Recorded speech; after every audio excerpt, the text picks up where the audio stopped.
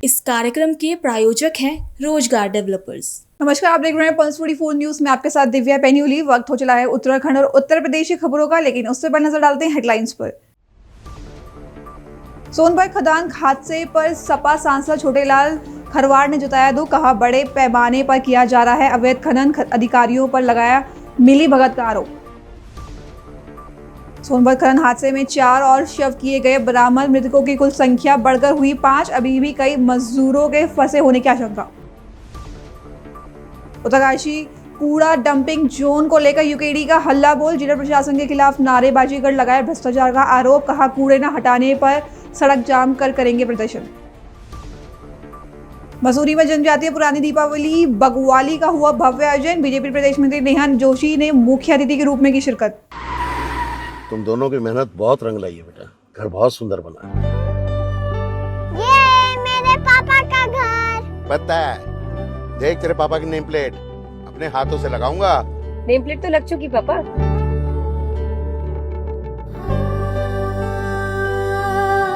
असल मेहनत तो आपने किया पापा, मुझे इस काबिल बनाने के लिए। वो जिंदगी भर किराए के मकान में रहे, लेकिन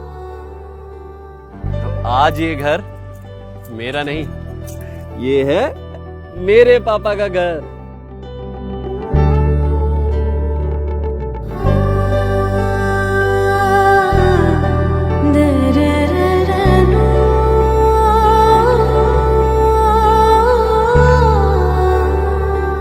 उड़ान सपनों की, आंगन खुशियों का और साथ सकर्णी का।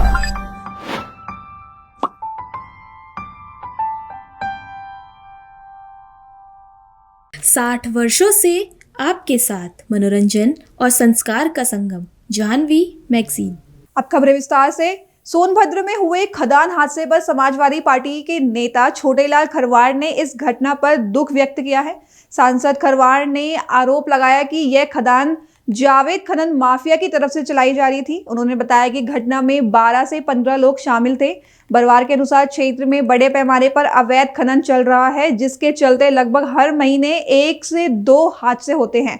इतना ही नहीं, नेता ने जिलाधिकारी, पुलिस अधीक्षक और खनन अधिकारियों पर अवैध खनन की मिलीभगत का आरोप लगाया। सांसद ने कहा कि सभी जिलाधिकारियों की मिलीभगत से अवैध खनन चलाया जा रहा है। उन्होंने दोषियों के खिलाफ जांच और कार्रवाई की मांग करते हुए चेतावनी दी कि यदि प्रशासन कार्रवाई नहीं करता है तो यह मिलीभगत मानी जाएगी। इसमें क्या कहना है? इस पे देखिए, बहुत दुखद घटना है और जो अवैध खनन यहाँ चलाया जा रहा है माफियाओं के द्वारा, और यह घटना 12-15 लोगों की संख्या है, लगभग बताया जा रहा है। और हमें लगता है कि आदिवासी कई तरह से मारे जाते हैं और ये अवैध खनन चलाने वाले बहुत यहाँ पर खनन अवैध चल रहा है। लगभग महीने में 1-2 हो जाता है, लेकिन लोग कहाँ से कैसे मैनेज कर लेते हैं पता नहीं चल पाता है। गोदी मीडिया की तरह वो लोग भी चुप रहते हैं और ऐसे दरोगा से मिलीभगत है, डीएम से मिलीभगत है, एसपी से मिलीभगत है, खनन अधिकारी से मिलीभगत है। सभी जिले के अधिकारियों को मिलीभगत से अवैध खनन बड़े पैमाने पर इस सोनभद्र में, ओबरा क्षेत्र में, बिल्ली मारकुंडी में चलाया जा रहा है। सांसद जी, आपको मौके पर जाने का दिया गया कि नहीं? हम क्षेत्र के सांसद हैं, मैं चाहता हूं कि परिवार के लोगों से मिले, मौका मुआवना देखें, दुख सुख में शामिल हों, लेकिन मुझे बीच रास्ते में ही पुलिस रोक दिया। 1 घंटे से मैं ही रास्ते पे खड़ा हूँ।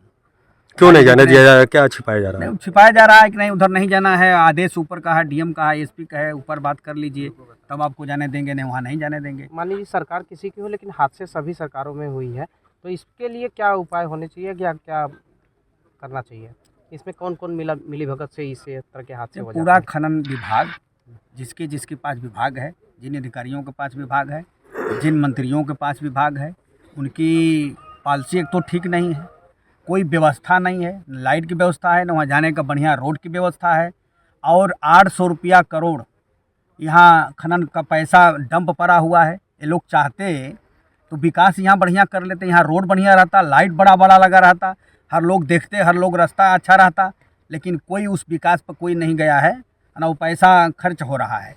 अभी आपको रोका गया है, इसी लेकर आपने क्या पहल करी? किसी अधिकारी से बात करी? हमने डीएम से भी बात किया, एसपी से भी बात किया, लेकिन उन्होंने कहा कि थोड़ा इंतज़ार करना पड़ेगा, अभी जाने से रोका गया है, अब जाने नहीं दे रहे हैं। तो जब DMI SP ऐसे कर रहे हैं तो उनके अधिकारी जो उनके कर्मचारी हैं, जो दरोगा हैं, यहाँ जाने नहीं दे रहे हैं। वो लोग घंटे भर से परेशान हैं। देखा जा रहा है कि मीडिया को भी रोका जा रहा है।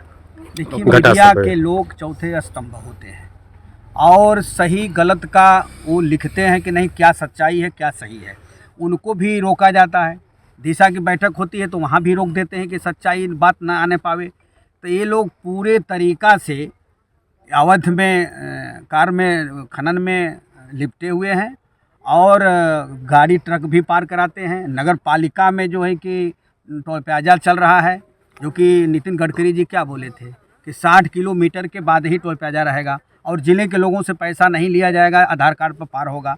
लेकिन ऐसा काम नहीं हो रहा है। वहाँ भी अवैध खनन की गाड़ियाँ पार हो रही हैं, 200 गाड़ियाँ रात में पार हो रही हैं। तो कौन करा रहा है? ये जिले प्रशासन शासन के लोग मिले नहीं होते तो क्यों पार हो रहा है? अभी मांग क्या है आपको? हमारी मांग है कि भाई ज़्यादा से ज़्यादा आदिवासियों को, जो मृतक परिवार है उनको 50 लाख रुपया और एक घर को नौकरी मिले। जितने मृतक परिवार हैं 50 लाख रुपया तक उनको मिले और एक नौकरी भी मिले। अब तो पता नहीं लग पा रहा है कि कितने लोग हैं, ना वहाँ पुलिस जाने दे रही है। पता हो जाए क्या मांग करेंगे इसमें फिर? दोषी अधिकारियों को या उनके खिलाफ कोई कार्रवाई? देखिए, जो भी दोषी है ऊपर जांच करके कार्रवाई करना चाहिए प्रशासन को। अगर नहीं करता है, उनकी मिली भगत है, तो इस सरकार में तो सुनवाई भी नहीं कहीं है। वो देख रहे हैं मीडिया के लोगों को रोका जा रहा है। सांसद क्षेत्र के जीते हुए हैं, अपने क्षेत्र के लोगों से, अपने आदिवासियों से मिलने जा रहे हैं, वहाँ मिलने नहीं दिया जा रहा है। तो ऐसी घटिया राजनीति तो हमने कभी नहीं देखा पुलिस प्रशासन की कि नहीं। सोनभद्र जिले के ओबरा में पत्थर खदान में चट्टान धंसने से हुए हादसे के बाद 40 घंटों से रेस्क्यू ऑपरेशन जारी है। मलबे के नीचे दबे 4 और शव बरामद हुए हैं। ऐसे में अब तक मृतकों की संख्या 5 हो गई है। अभी भी कई मजदूरों के दबे होने की आशंका जताई जा रही है। उत्तरकाशी कूड़ा डंपिंग जोन को लेकर यूकेडी ने हल्ला बोल दिया है। कूड़ा डंपिंग जोन में पहुंचे यूकेडी कार्यकर्ताओं ने जिला प्रशासन के खिलाफ जमकर नारेबाजी का भ्रष्टाचार का आरोप लगाया है। यूकेडी कार्यकर्ताओं का कहना है कि नगर पालिका की तरफ से पिछले कई सालों में गंगा नदी से 5 मीटर की दूरी पर लगातार कूड़ा डंप किया जा रहा है, तो NGT के नियमों के खिलाफ है। उन्होंने कहा कि अगर यह कूड़ा शीघ्र यहां से नहीं हटाया जाता है तो यूकेडी कार्यकर्ता इस कूड़े को गंगोत्री राजमार्ग पर डालकर सड़क जाम करेंगे। मैं आपको बताना चाहूँगी कि ये हमारी काशी की जो नगरी है, ये पावन नगरी हमारी है, माँ गंगा की। तो यहाँ के मुख्य द्वार हमारा ये यहाँ पर है। मुख्य द्वार पर हज़ारों मीट्रिक टन कूड़ा, क्योंकि हम जितनी बार भी उत्तरकाशी आते हैं यहाँ पर हमको नाक मुंह बंद करके यहाँ से निकलना पड़ता है। और जिला प्रशासन, हमारा नगर पालिका, इसके कितने DM बदले गए, कितने नगर पालिका अध्यक्ष आ गए, यहाँ तक कि मुख्यमंत्री भी 3 कार्यकाल पूरा कर चुके हैं। लेकिन ये डंपिंग जोन की जो मांग है यहाँ हटाने की जनता की, ये सालों से चली आ रही है। और जब हमने इसमें थोड़ा सा अध्ययन करा तो अध्ययन करने के पश्चात पता चला कि कंपनियों को टेंडर दिए जाते हैं, तो जितने का टेंडर दिया जाता है उतना कंपनी काम करती है, उतना भी पूरा नहीं होता है, क्योंकि भ्रष्टाचार की जड़ें भी बहुत गहरी हैं और वो चली जाती हैं। अगर हम अभी वर्तमान जो यहाँ पर टेंडर जो कंपनी को मिला हुआ है, उस कंपनी को टेंडर जो है अभी पूरे कूड़े का नहीं मिला हुआ है। इसमें जो है 400 मीटर तक ये वाला जो डंपिंग जोन है, 400 मीटर तक ये फैला हुआ है। इसमें दूसरी तरफ भी इन्होंने जो है पूरा डंपिंग जोन बना दिया गया है। और उसके बाद जिस कंपनी को टेंडर दिया है, उस कंपनी के पास जो है पूरा कूड़ा उठाने का टेंडर नहीं है। और बाद में जो है फिर इनका रोना ये हो जाएगा कि हमने टेंडर दिया था, कंपनी भाग गई है, कंपनी ने अपना काम पूरा नहीं किया है। तो फिर जब भी ये शुरू में आकलन करते हैं तो ये क्यों नहीं पूर्ण आकलन करके टेंडर को डालते हैं? और कूड़ा तो प्रतिदिन आता है घरों से। कूड़ा ये तो है नहीं कि अभी आएगा और फिर 1 साल बाद आएगा। जो समस्या प्रतिदिन की है, उस समस्या को सुलझाने के लिए हमको जो है उसका क्या कहते हैं, सुलझाने के लिए हमको उसके लिए हल भी जो है प्रतिदिन का ही निकालना होगा। और दूसरा, NGT के जो मानक है उसमें गंगा नदी के 200 मीटर के दायरे में कोई भी इस प्रकार का डंपिंग जोन स्थापित नहीं हो सकता है। डंपिंग जोन जो है आबादी में स्थापित नहीं हो सकता है। तो स्पष्टतः जो है नियमों का भी यहाँ पे कड़ा उल्लंघन हो रहा है। तो उत्तराखंड क्रांति दल स्पष्ट मांग हमसे करता है प्रशासन से, नगर पालिका से, कि तत्काल जल्द से जल्द इस कूड़े को यहाँ से, और वो भी शहर के बाहर, अन्यत्र स्थानांतरित किया जाए। अन्यथा जो है हम खुद फावड़ा और बेलचा लेकर इस कूड़े को सड़क पर डाल देंगे और जब राष्ट्रीय राजमार्ग अवरोध होगा, बाधित होगा, तब जिला प्रशासन को होश में आएगा कि ये कूड़ा यहाँ से हटाया जाना चाहिए। उत्तरकाशी के वर्णव पर्वत का ये करोड़ों का ये घोटाला हो रहा है। बताइए कौन है ये? जितने भी प्रतिनिधि चुनते हैं ये सब इनके जितने भी उत्तरकाशी का ये गंगा माँ आगे उनका भविष्य बनाए। जो उत्तरकाशी के अंदर घोटाले के अलावा कोई नहीं, जनता के भविष्य के बारे में नहीं जान रहे, होटल के बारे में नहीं जान रहे, पब्लिक के बारे में नहीं जान रहे। ये केवल घोटाले पे घोटाले। आप बता दो, आप भी पत्रकार बंधु यहीं के, आज तक उत्तरकाशी के अंदर घोटाले के अलावा क्या हुआ? कहीं विकास हुआ? आप बताइए। आप भी माँ के जैसे हम बच्चे हैं, ऐसे आप भी माँ के बच्चे हैं। रोडों की कंडीशन देखो, लाखों अरबों रुपए रोडों के लग रहे हैं। देखो गाँव के लोग आप पिट्ठू पे ला रहे हैं मरीज को और लाखों रुपए उसमें घोटाले हो रहे हैं। ये किसने देखना? ये आपने देखना। इसको कितने अध्यक्ष बदले गए, कितने अधिकारी बदले गए, इनको हम बात करते हैं, ये कहते हैं हाँ टेंडर हो गया और ये केवल दुखाओ हम गए यहाँ से, इनके फाटक बंद हो जाते हैं। उधर से जाइए आप, नया मेटल जो कूड़ा है उत्तरकाशी का यहाँ, तो बताओ कितना दुर्भाग्य है। जो बाहर का आदमी आता है और रो रहा है, यहाँ थूके जाता है गंगा माँ को हमारी खोपड़ी में। दुर्भाग्य है ये हम लोगों के लिए। आपके लिए जय हिंद। जिस छोर पर हम खड़े हैं ये कई सालों का कूड़ा है और इसको साफ करने, इनसे जो प्लास्टिक है और मिट्टी है उसको अलग अलग करने के लिए एक टेंडर हमारे जिला प्रशासन द्वारा दिया गया है। ये 10,000 मैट्रिक टन कूड़ा यहाँ पड़ा है और टेंडर क्या, मुझे लगता है कि 1 साल का वक्त हो गया है और अभी तक आपके सामने ये है कि हम अभी 10 फुट पूरा कूड़ा नहीं उठा पाए। हम गेट पर ही कूड़े के पास पड़े हैं, ये देखिए। और यहाँ पर इस कूड़े को कैसे करेंगे? कंप्रेस करने की मशीन तक नहीं है। और दूसरे छोर पर अभी जो नया कूड़ा है उसको डालना शुरू कर दिया, उसके लिए भी कंप्रेसर मशीन नहीं है। तो उत्तरकाशी के जिला अधिकारी को और नगर पालिका जो हमारे चुने हुए अध्यक्ष हैं उनके आज हमने ज्ञापन लिखा है और उस पर प्रस्ताव बनाया कि यदि आपके पास फंड उपलब्ध नहीं है तो आप इसका ठोस प्रस्ताव बनाकर शहरी विकास मंत्री को भेजिए, वो वहाँ से फंड कुछ व्यवस्था करेंगे, नहीं तो भारत सरकार में जाएगा। ये हमारा उत्तरकाशी पावन धरती है, हम यहाँ पर गंगा को प्रदूषित नहीं होने देंगे। हमारी गंगा हरिद्वार तक बिल्कुल साफ है। अगर गंगा प्रदूषित है तो हरिद्वार के बाद है, उसकी जिम्मेदारी उत्तर प्रदेश के जिम्मे, भारत सरकार के जिम्मे है। लेकिन हमारे उत्तरकाशी के जो नागरिक है, जो हमारे यहाँ के समाज सेवी हैं, तमाम राजनीतिक पार्टियां हैं, हम किसी भी रूप में गंगा में ये अपशिष्ट जो कूड़ा प्रबंधन है उसको नहीं जाने देंगे। उत्तराखंड क्रांति दल का ये प्रदर्शन आज ऐतिहासिक प्रदर्शन है। हम ये चाहेंगे कि भविष्य में किसी भी रूप में हम लोग यहाँ पर कोई भी कूड़ा नगर पालिका को नहीं डालने देंगे। उनसे अनुरोध करेंगे कि वो सीधा पहले मशीन लगाए, कंप्रेसर मशीन, और उसको प्रबंधन करें बाहर, शहर के बाहर। तो साथियों, ये समझने की आवश्यकता है, यहाँ पर इसमें बड़े घोटालों की भी आवश्यकता है। यदि इसको, इन कंपनी को यदि 1 साल पहले टेंडर दे दिया गया तो इनकी समीक्षा डीएम को हमने कह दिया है, फ़ोन करके हमारी बात हो गई है कि इस टेंडर की आप समीक्षा करेंगे। अगर यदि ये समय अवधि पर इन्होंने पूरा नहीं किया तो इस टेंडर को निरस्त करेंगे, दूसरी एजेंसी को ये काम देंगे। तो ये भी हमने आज मांग रख दी है। भविष्य में भी फिर हम भविष्य में इस पर कार्यक्रम तय करने जा रहे हैं और इसको हम सांकेतिक रूप से खुद इसमें से कूड़ा में से पन्नी हटाने का काम हम करेंगे और सरकार को बताएंगे कैसे पन्नी हटाई जाती है। एक छोटा सा षड्यंत्र लगाकर अभी हमारे 10,000 मैट्रिक। उत्तराखंड के मसूरी में अलराड़ यमुना घाटी विकास मंच की ओर से मसूरी में जनजातीय पुरानी दीपावली बघवाली का भव्य आयोजन किया गया। पहाड़ों की लोक संस्कृति, गीत संगीत, परिधान और पारंपरिक वाद्यों के गूंज से पूरा परिसर दिन भर उत्सव में डूबा रहा। बीजेपी प्रदेश मंत्री नेहा जोशी ने कहा कि यमुना और अगलार घाटी की संस्कृति अनोखी और समृद्ध है। उन्होंने कहा कि अपने पहनावे, भाषा, बोली और परंपराओं के प्रति यहाँ के लोगों में गजब का सम्मान है।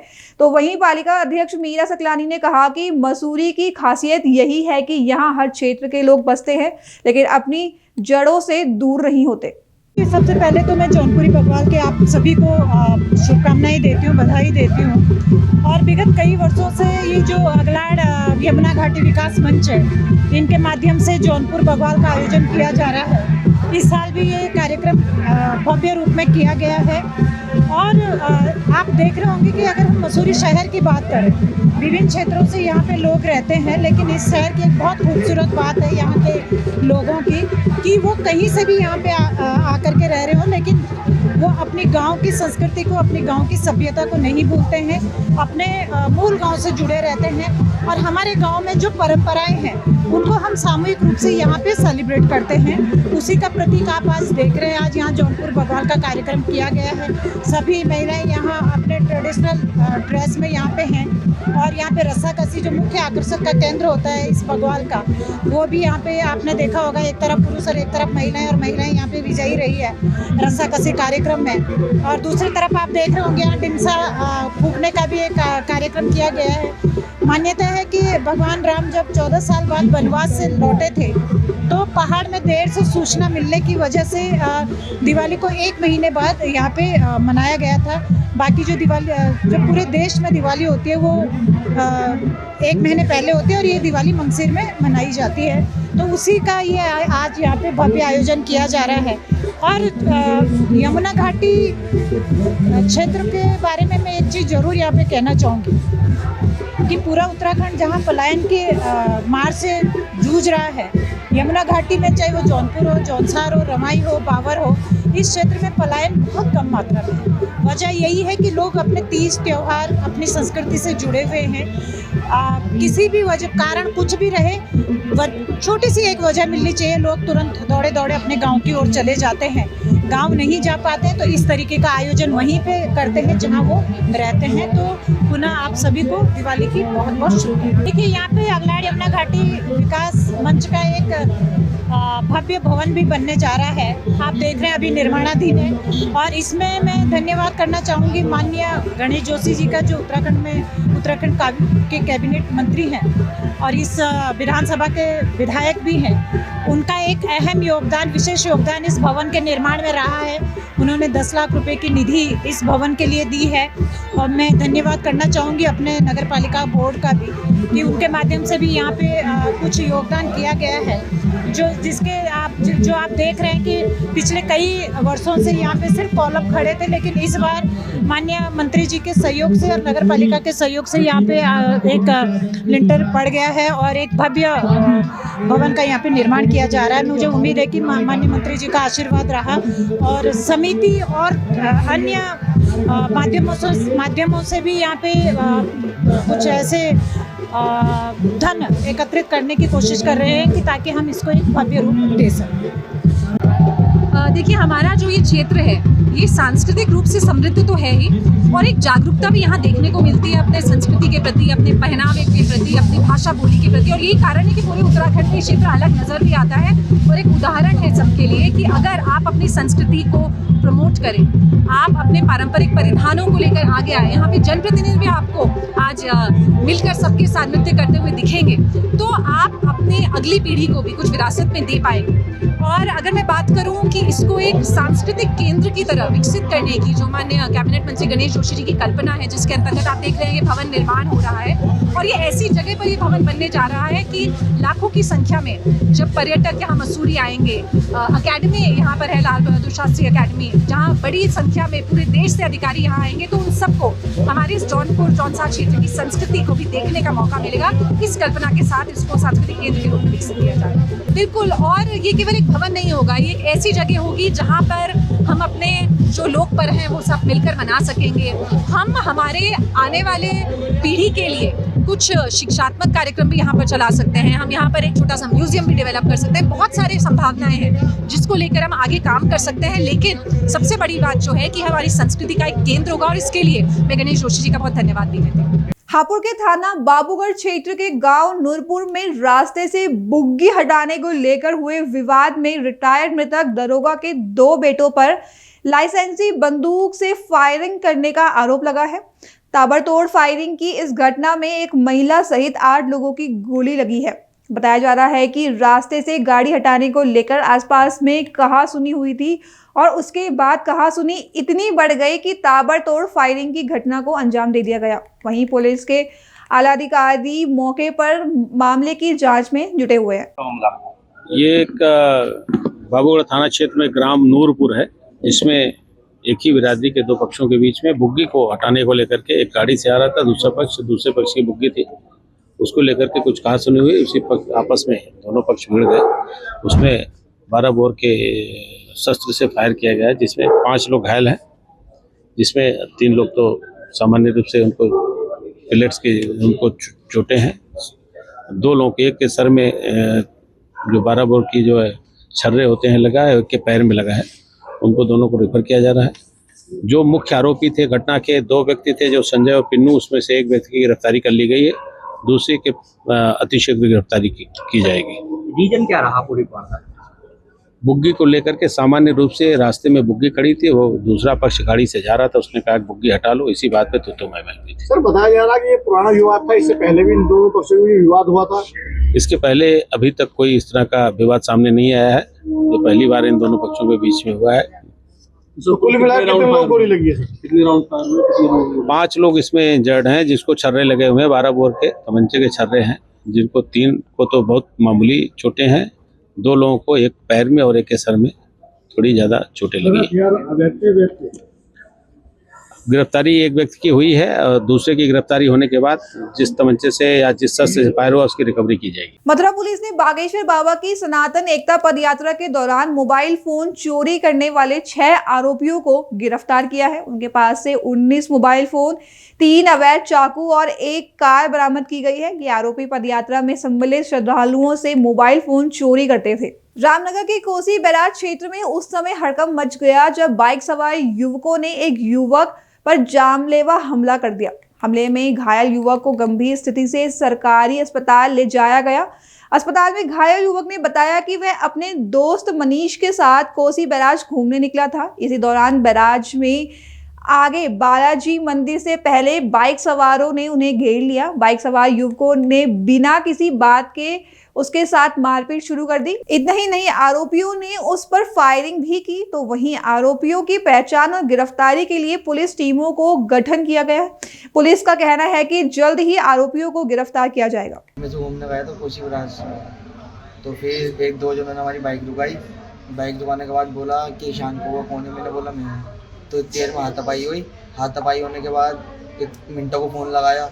जितनी देर में मिनट आया उसने आते के साथ ही गोली चला दी। गोली चलाने के बाद मेरे हाथ पे छतर घुसे। मिनट के साथ उन्होंने तो बहुत पता नहीं कहाँ के थे, हर बार झगड़ा करते हैं और अपने आप को बादशाह समझते हैं। पुलिस वाले इनके ऊपर कार्रवाई नहीं कर रहे बिल्कुल भी। इनके ऊपर अभी बहुत पहले से अपराधी मुकदमे चल रहे हैं, पर पुलिस वाले उसको गिरफ्तार नहीं करना चाह रहे हैं, पता नहीं कर। तो आप कोतवाली गए थे क्या? ये मामला हमें बताया गया है कि कुछ लड़कों की आपस में लड़ाई हुई है, जिसमें उसने जो है कट्टा जो है वो उसके हाथ पे मारा है, जो गोली हाथ की हड्डी को पार करते हुए गई है। कल उसका ऑपरेशन हुआ है, हड्डी को अलग कर दिया था गोली ने, और गोली के जो फ्रैगमेंट्स थे वो अंदर थे, तो वो उसको निकाल दिया गया है। हड्डी को वापस जोड़ के उसमें तारे डाल दी गई हैं। अच्छा, मरीज स्थिति सामान्य है, उसकी उंगली सही से काम कर पा रही है। पहले उसकी उंगली चल नहीं रही थी, अब उसकी उंगली ठीक है। पर्यटन नगरी मसूरी एक बार फिर हंगामे को लेकर चर्चा में है। भगत सिंह चौक पर एक युवक और कुछ युवतियों के बीच विवाद हुआ। जब विवाद इतना बढ़ गया कि देखते ही देखते मामला हाथापाई तक पहुंच गया। इसी दौरान स्पा सेंटर में काम करने वाली युवती ने युवक को जोरदार थप्पड़ जड़ दिया। इसी का वीडियो सोशल मीडिया पर तेजी से वायरल हो रहा है। तो वहीं व्यापार संघ के महामंत्री जगदीप कुकरेजा ने चिंता जताते हुए कहा कि ऐसी घटनाएं मसूरी की फिजा खराब कर रही है।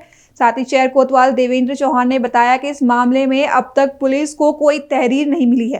अभी के लिए बस इतना ही। उत्तर प्रदेश और उत्तराखंड की खबरों से देखते रहे पल्स 24 न्यूज। सब तक नमस्कार। तुम दोनों की मेहनत बहुत रंग लाई है बेटा, घर बहुत सुंदर बना है। ये मेरे पापा का घर। पता है, देख तेरे पापा की नेम प्लेट अपने हाथों से लगाऊंगा। नेम प्लेट तो लग चुकी पापा।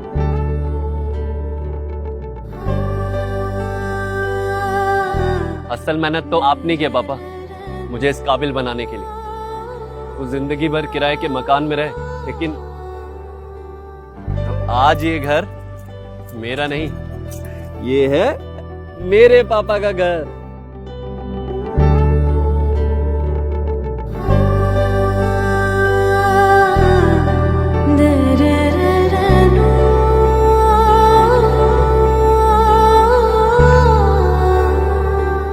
उड़ान सपनों की, आंगन खुशियों का और साथ सकर्णी का।